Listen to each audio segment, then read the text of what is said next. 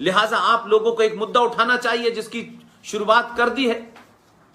Court कचहरी में मामला चल रहा है, लेकिन कोर्ट कचहरी में मामले की महत्वता सिर्फ इतनी होती है कि कोर्ट में जब डेट आती है तो सरकार के द्वारा उस पर प्रतिक्रिया दी जाती है और देश का मीडिया उसको जब लिखता है तो हम तमाम सब लोगों में यह चेतना पैदा होती है कि क्या कोई ऐसा मुद्दा भी जो है वो सुप्रीम कोर्ट में उसकी सुनवाई चल रही है।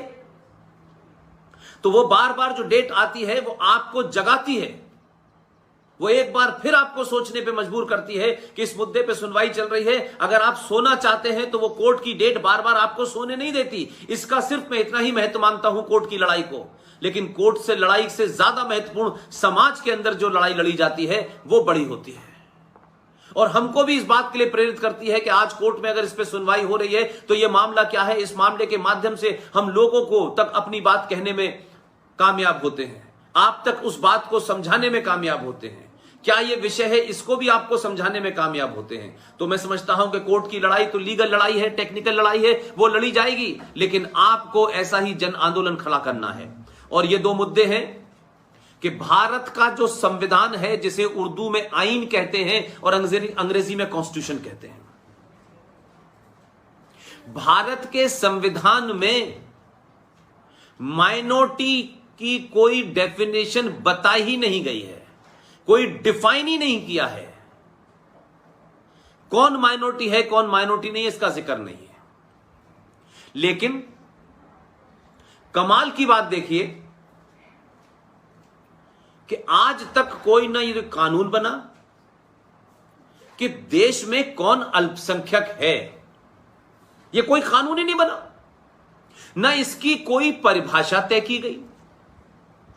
लेकिन इस देश में खुलेआम हमारे टैक्स से जो सरकारें चलती हैं, हमारे टैक्स से जो संस्थान चलते हैं, उस लूट का क्या मजाक बनाया है। और कोई इसलिए नहीं बोलता है क्योंकि हमारे देश में बड़े अपोलोजिस्टिक लोग हैं, स्वार्थ उनका इतना बड़ा है,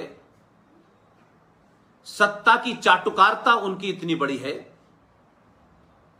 कि वो सच बात अपने बच्चों को नहीं बताते, जिन बच्चों से सुबह शाम कहते हैं सच बोलना चाहिए, सच बोलना चाहिए।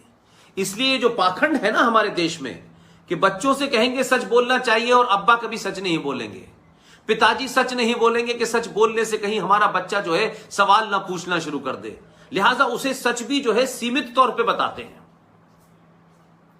कभी चर्चा नहीं होती ऐसी बातों की, और राजनीतिक दलों का उसमें स्वार्थ है तो वो उसको कभी बाहर नहीं लाते, सार्वजनिक नहीं करते। लेकिन मेरी और आपकी जिम्मेदारी है कि ऐसे विषयों को सबके सामने पूरी ताकत से आप उठाएं, रखें, जिससे कि सत्ता तक ये बात पहुंचे कि जिस बात को हम छुपाना चाहते थे, जो छुपाई गई है, लेकिन अब जनमानस को पता चल गया है। और जनमानस की ताकत आप देखते हैं कि क्या होती है। यह जनमानस का दबाव था कि 370 हटी, 35 हटी,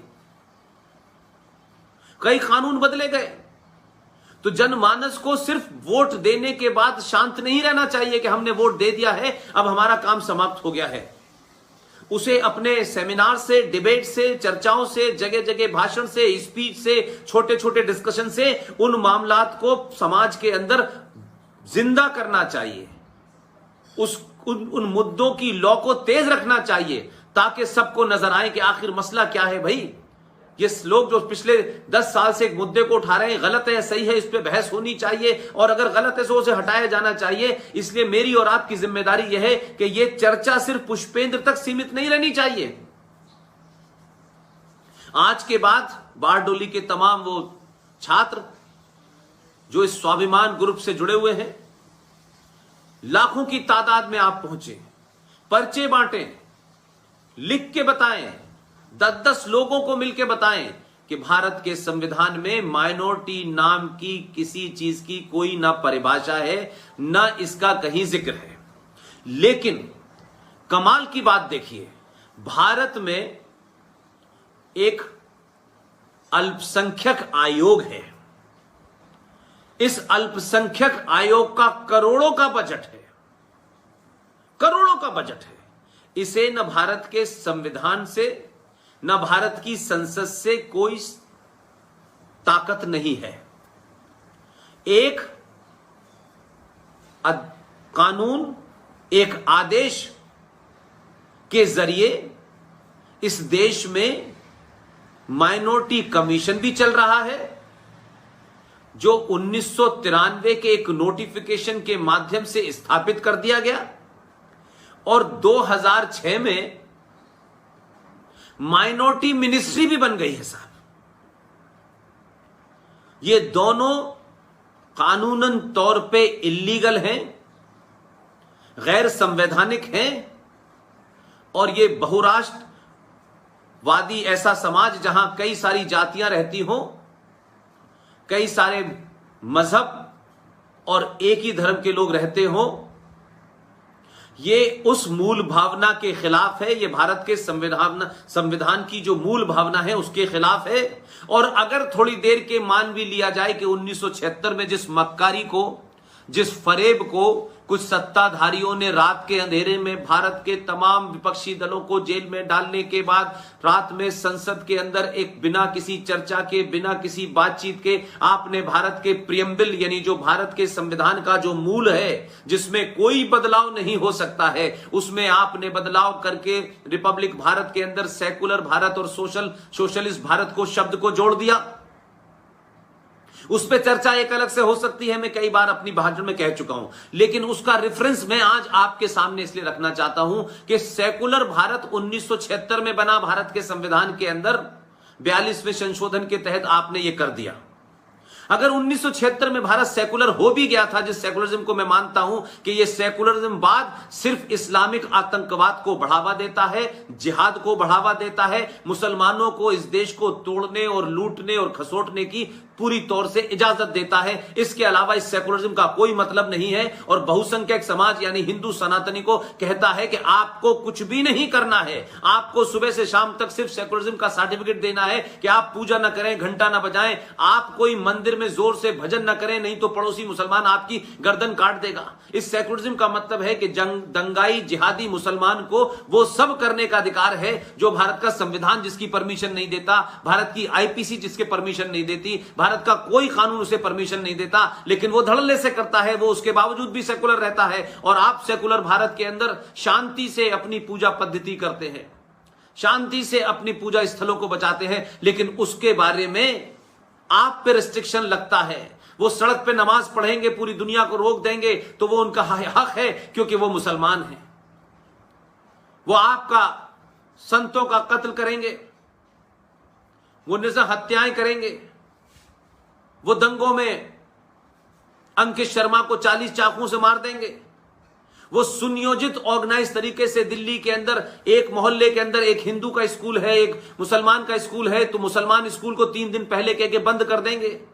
HDFC बैंक का वहां मैनेजर मुसलमान है तो वो बैंक भी उस दिन बंद रहेगा। इतने षड्यंत्र के साथ वो दंगा करेंगे और हिंदुओं को पता नहीं चलेगा। तो ये सेकुलरिज्म है और हम उसका प्रतिकार करेंगे, उस पर चिल्लाएंगे, और हम अगर मर भी जाएंगे तो मरने वालों पर रोएंगे, तो हमें रोना नहीं चाहिए क्योंकि हम हिंदू हैं, हम बहुसंख्यक हैं। तो थोड़ी देर के लिए मान भी लेते हैं कि तथाकथित फ्रॉड सेकुलरिज्म भारत के संविधान में आया था। तो जब भारत सेकुलर 1976 में हो गया था, तो फिर 1993 में सेकुलर संविधान और सेकुलर भारत के अंदर माइनॉरिटी मिनिस्ट्री क्यों बनी जब सब बराबर हैं? फिर यह माइनॉरिटी कमीशन क्यों बना जब सब बराबर हैं?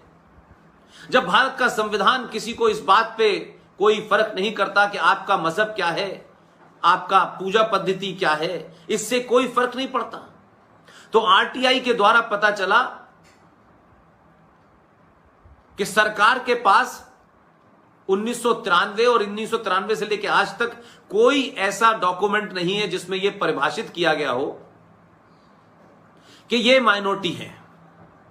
वो गिनती से पता नहीं चल पा रहा है, वो मजहब से पता नहीं चल पा रहा है, और उसी के तहत उन्होंने यह भी कहा कि ये जो आदेश जारी हुआ था ये किस बुनियाद पे हुआ था यह भी पता नहीं है। हमारे एक साथी हैं अश्वनी उपाध्याय साहब, बहुत जुझारू हैं, उन्होंने सुप्रीम कोर्ट में यह केस डाला है और सुप्रीम कोर्ट में इसकी सुनवाई चल रही है। मजे की बात क्या है, मजे की बात यह है कि इस 1993 में जो माइनॉरिटी कमीशन बना, उस माइनॉरिटी कमीशन में 50 मजहब के मानने वाले ऐसे हैं 5 लोग, उसमें से एक मजहब की गिनती 30 करोड़ के आसपास है, तब भी वो माइनॉरिटी है।